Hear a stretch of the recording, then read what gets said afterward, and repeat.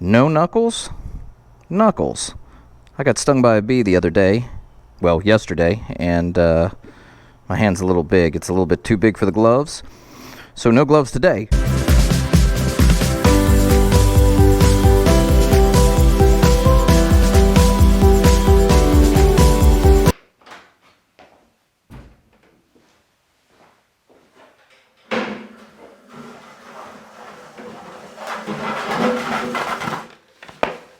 Hi, I'm Lefty, and welcome to Best of the Backroads.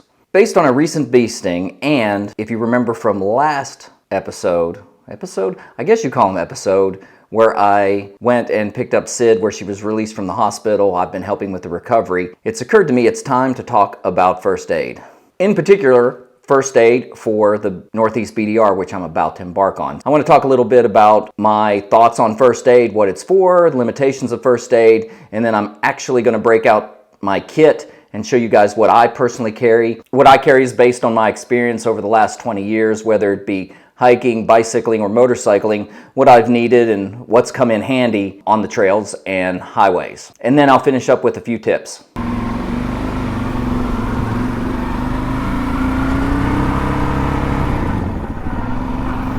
All right, so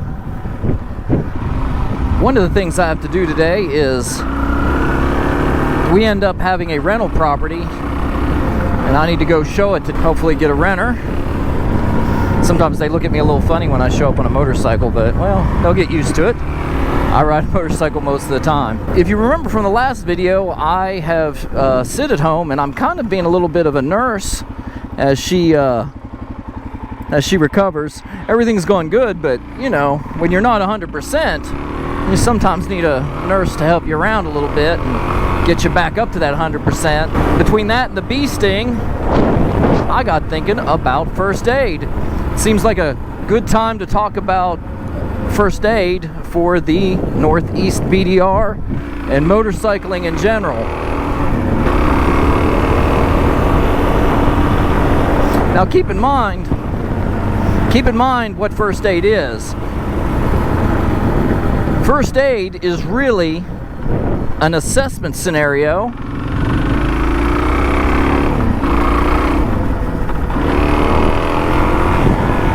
there you go. First aid is really an assessment scenario, and there's essentially four things that can happen when you assess someone for first aid.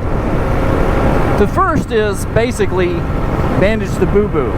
In other words, is this bad enough? Can I fix it and continue on my journey? End of story. And that's really what most first aid events are. They're things like bee stings or scrapes, maybe a wreck with some bruises and contusions.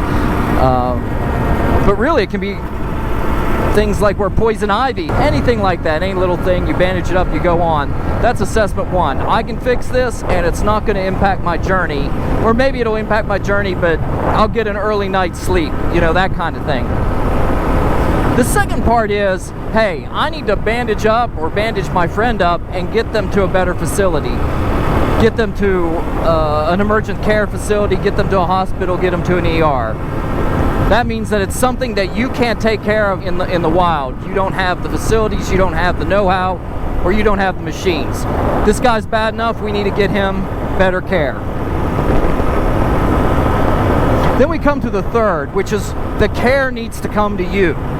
This is when you call an ambulance, this is when you call life flight, this is when you call out to get some help.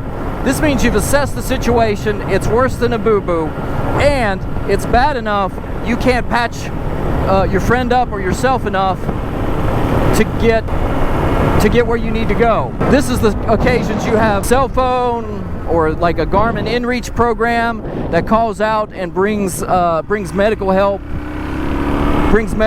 to you. Then there's actually the fourth type. And the fourth type is when you look around, you assess the situation, and really there's not much you can do but just kind of kiss your ass goodbye. To recap, there's really just four things to first aid, and that's, can I repair it?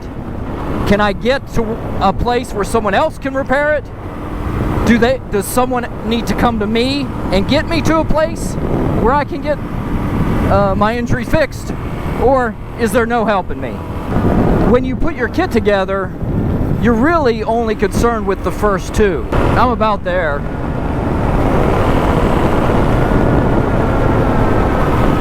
Let's go see if we can rent a house. Okay, that's done. There are two driving limitations to what should go in your first aid kit. The first is your knowledge base. And everyone has a certain knowledge base and what they can do, from, hey, I can apply a Band-Aid, all the way to, oh, I graduated medical school, and everywhere in between. Don't put anything in your first aid kit you don't know how to use. The best example I can think of is, for a while, there were these suture kits that you could get. If you've never sutured anybody, don't put that kit in your first aid kit. Don't throw the Hail Mary. You're probably going to make things worse. The second limitation is space. And space can be, hey, all I've got is what I can fit in my back pocket. I don't even have a bag that I'm carrying today. All the way to long way round style, I can have a chase vehicle with a doctor in tow and almost a full ambulance. Almost a full ambulance with a doctor in tow is probably the safer bet, but we don't always have that resource available to us. I mean, I'm a regular guy. All we can do is carry what we can carry. When I show you my kit, it's going to be what I'm actually carrying on the Northeast BDR. It's also what I generally can carry on a motorcycle. This is what my kit looks like, all packed up. This is the kit that's gone to the BDR with me. It's a Ziploc bag. You can get any kind of canvas case you want. I find that the cases just add to the volume that you're putting in a bag. So you put a bag in a bag in a bag. I use a really thick mill Ziploc bag, and that's for some waterproofing. Also, some of the pills and some of the bandages in here, I'll put in another Ziploc bag, and all I want to do is keep it waterproof. This whole package will already go down in either my hard pannier if I'm on my BMW, or it'll go in a soft bag if I'm riding the DRZ. Remember, for the BDR, I'll be riding the DRZ, so something like this, stuffed right in a soft bag, soft luggage, that'll be perfect. Here is my standard motorcycle first aid kit contents. Let's start at the top. Gloves are a safety standard to administer first aid to others. A garbage bag can be utilized anytime you need to waterproof an area. It can provide a dry workspace or act as an umbrella to a prone patient if it's raining. Toilet paper not only functions as tissues, but can be used for another type of emergency, should that occur in the out of doors. The Blue Sky emergency tool is only in my motorcycle or car kit. It's a flashlight, hazard flasher, window breaker. This model has a magnetic base that I've actually used in the past to find a drop bolt when performing roadside maintenance. Scissors are useful in both cutting bandages and removing clothing during an emergency. The blue tube here is an emergency water filter. It operates like a drinking straw. The emergency blanket can be used to treat hypothermic individuals and aid in preventing shock. Several different size safety pins are useful in getting clothing out of the way, securing an article of clothing like a bandana as a tourniquet, or even be used to remove a splinter. Germ-X, iodine, and alcohol wipes are all ways to clean your hands or a wound site when administering first aid. Puncture wounds can happen when traveling through the woods on a motorcycle, so I've included a high-fin vent chest seal in my kit. This is just in case of a chest puncture on a trip. It is probably the most specialized item that I carry. The remainder of my wound care is various sizes of adhesive bandages, steri strips, transparent dressing, and a few gauze pads and some tampons.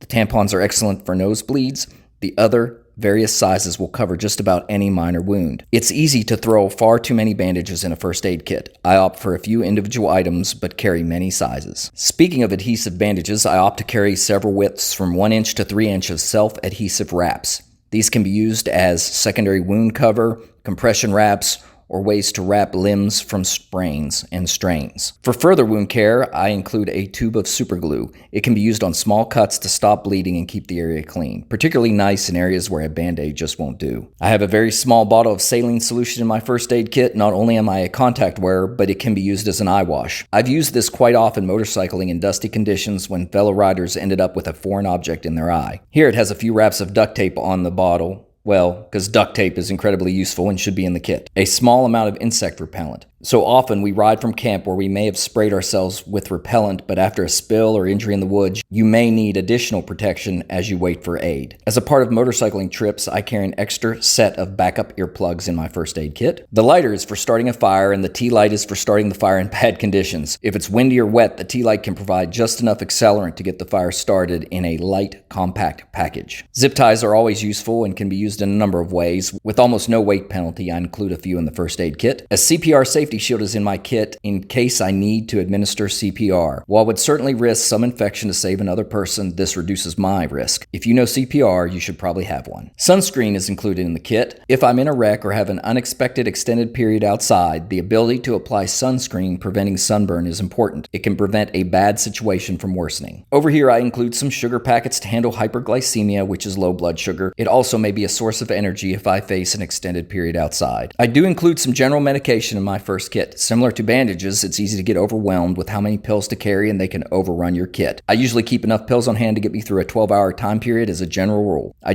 carry the following: aspirin, Tylenol, Tums or other antacid, Benadryl, Dayquil tablets. That's a look at my entire kit that I'm going to take with me on my 1,300-mile trip on the Northeast BDR. I want to leave you with a few final tips. Your first aid kit will tend to work itself to the bottom of your pannier or the bottom of your bag. That's exactly not the place you want it to be. What I tend to do is after I make breakfast in the morning, I put my first aid kit on top of my kitchen stuff. You want a bag accessible and easy to get to. You also want to tell any of your riding buddies which pannier it is in, where it's located, and how to get to it. One of the other advantages to putting mine in a Ziploc bag is you can see all the contents so you don't have to rummage around in a canvas bag. Speaking of buddies, you should always ask any long-term riding buddies or that you're going to do any significant miles with if they have any health issues. You want to keep surprises to a minimum. And if you have any yourself, don't be afraid to volunteer them up to those riding companions. It could possibly save your life. Thanks so much for joining me. If you like what you see, please like and subscribe. I'll be posting more content Mondays and Fridays about getting ready for my BR trip as well as the trip itself in late September. That's all for now. See you on the road. Caught by surprise by you. Want you to make my heart feel as much as I know it should. I wanna get high on you. Caught by surprise.